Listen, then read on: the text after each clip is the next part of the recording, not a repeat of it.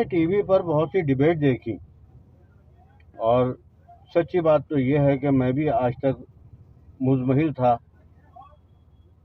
ان الفاظ کے سلسلے میں کہ آخر وندے ماترم کہنے میں حرج ہی کیا ہے.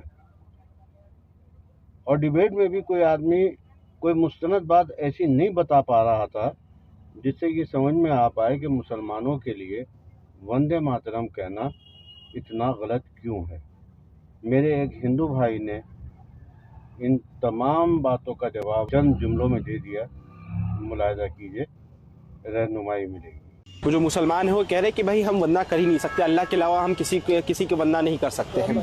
لیکن بھائی جو بھی دوسرے دھرم کے لوگ ہیں، چاہے ہندو ہو، چاہے کرسچن ہو، یا سکھ ہو، چاہے عیسائی ہو، اگر ان سے پوچھا جاتا ہے کہ آپ کے لیے دھرم پہلے یا دیس پہلے، تو سب سے پہلے کہتے ہیں کہ میرے لیے دیس پہلے آتا، دھرم بعد میں آئے گا. لیکن یہ اسلام میں یہ کانسیپٹ کیوں نہیں ہے کہ اپنے دیس کو سب سے پہلے رکھنا چاہیے؟ جس دیس میں رہ رہے ہو، جس دیس کا کھا رہے ہو، جس دیس کا پی رہے ہو پانی، نمک کھا رہے ہو، اس دیس کو آگے کیوں نہیں رکھتے ہیں اسلام مسلم لوگ؟ کیا ریزن ہے؟ آپ تو ایکس مسلم، آپ تو ڈیپ روٹ نالج ہوگی اس چیز کے بارے میں، کیا سوچتے ہیں؟ سوچتے نہیں ہے. اس کا فیکٹ میں بتا دیتا ہوں کہ مسلم ایمان سے بنتا ہے.